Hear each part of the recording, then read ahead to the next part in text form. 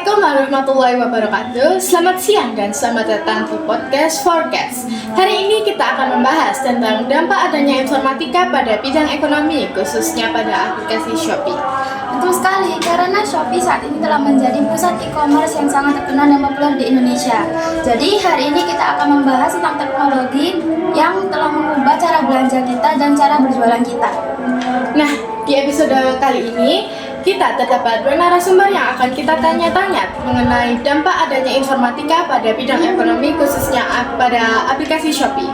Selamat datang Kak Salsa dan selamat datang Kak Dewi. Selamat siang. Selamat siang, saya senang bisa hadir di acara podcast kali ini. Saya senang bisa hadir di sini. Baik, tanpa berlama-lama kita akan langsung memulai pertanyaan pertama. Jadi, untuk pertanyaan ini, apa saja dampak positif informatika pada bidang ekonomi dalam aplikasi Shopee ini? Jadi, dampak positif informatika dalam bidang ekonomi khususnya di aplikasi Shopee terdapat banyak sekali dampak positifnya. Shopee menyediakan platform yang sangat menguntungkan bagi para penjual maupun pembelinya di era digital saat ini. Nah, Shopee ini menyediakan beberapa fitur-fitur yang sangat menguntungkan bagi penjual maupun pembeli. Contohnya ada rekomendasi produk. Ketika sebagai penjual, kita pastinya inginkan bahwa produk kita itu bisa diketahui oleh khalayak. Nah, Shopee ini memiliki fitur di mana dia akan merekomendasikan produk kita kepada khalayak atau pembeli, sehingga pembeli itu dapat menjangkau produk kita dan bisa mempertimbangkan untuk membeli barang kita. Lalu, Shopee juga memiliki fitur pembayaran digital. Pembayaran digitalnya contohnya seperti BCA, Mandiri, ShopeePay, atau melalui Indomaret atau Alfamart yang melalui transfer. Dan juga tidak hanya itu saja, namun Shopee juga menyediakan COD, di mana kita membayar barang tersebut ketika barang itu sudah sampai ke tangan kita. Fitur yang lainnya juga ada dari pengiriman barang. Pengiriman barang ini Shopee menyediakan beberapa ekspres atau media untuk mengirim paket kita atau pesanan kita melalui JNT, JNE, Shopee Express atau Si Cepat dan lain-lainnya.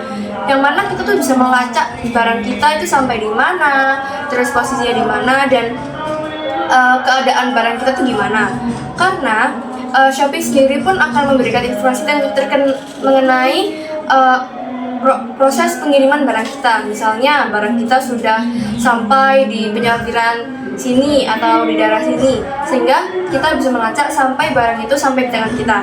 Kalaupun ada kejadian barang kita salah alamat, kita tuh bisa tanya langsung ke aplikasi Shopee-nya itu mengenai barang kita yang salah alamat, sehingga kita itu bisa melacak lagi dan mengambil atau pengiriman ulang barang tersebut untuk kembali dan sampai di tangan kita.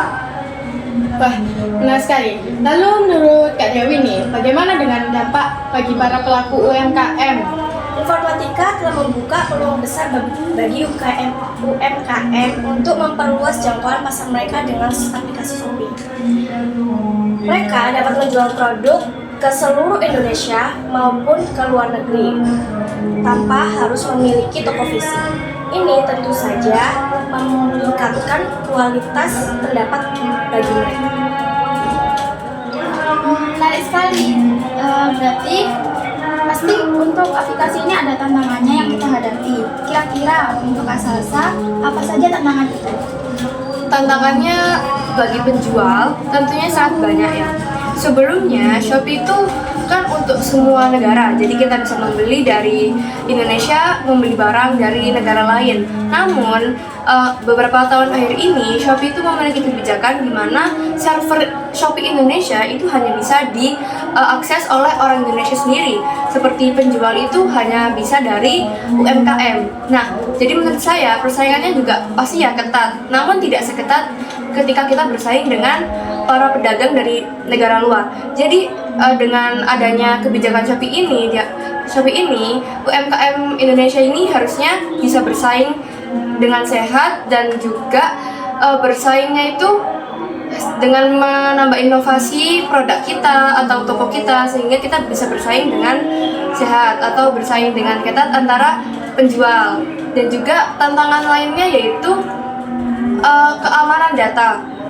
Keamanan data yang dimaksud di sini adalah ketika kita memiliki usaha dan kita memulainya dari nol. Misalnya untuk produknya sendiri kita foto sendiri, atau barang yang kita jual, kita foto, kita taruh di katalog Shopee kita. Namun, keamanan ini tuh bisa saja tuh digunakan oleh toko lain, sehingga toko lain tuh akan meniru produk kita, foto kita, bahkan menempel foto kita di akun Shopee mereka. Nah, hal ini tuh nggak aman karena bisa jadi kita kan tidak pernah tahu bahwa akun tersebut itu aman atau tidak, penipu atau bukan. Ketika mereka mau menggunakan foto dari produk kita tanpa seizin kita dan tanpa keterangan yang jelas, bisa saja mereka tuh dapat merusak nama baik produk kita dari ketika mereka menjual, namun yang mereka jual tuh tidak sesuai dengan aslinya. Nah, seperti itu. Nah, lalu bagaimana dengan tantangan dari sisi konsumen nih menurut Kak Dewi? Konsumen itu juga menghadapi tantangan seperti penipuan online, kualitas produk yang tidak sesuai harapan. Oleh karena itu, penipuan online juga akan berdampak kepada konsumen yang akan menghadapi kerugian besar finansial terhadap barang maupun uang yang sudah ditransfer.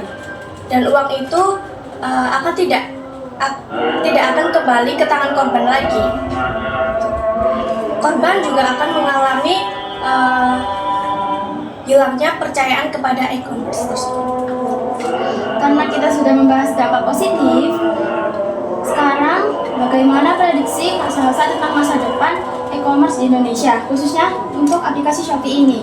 Saya yakin dengan adanya perkembangan zaman di bidang dan perkembangan di digital, tentunya aplikasi Shopee ini akan terus berkembang dan sehingga para penjual itu juga akan meningkatkan skill mereka di bidang online ini, dan saya berharap bahwa dengan adanya kemajuan ini dapat meningkatkan kehidupan kita sebagai penjual dan juga pembeli dapat menggunakan kita sebagai pembeli untuk membeli barang yang kita butuhkan tanpa harus bertemu secara langsung. Nah, terakhir nih Kak, apa sih saran Anda atau saran Kakak bagi para pelaku UMKM yang ingin sukses pada aplikasi Shopee atau di aplikasi Shopee? Saran saya itu teruslah beradaptasi dan mengembangkan terkaitnya menggunakan aplikasi tersebut dengan memanfaatkan Shopee Ads dan Shopee Live. Itu bisa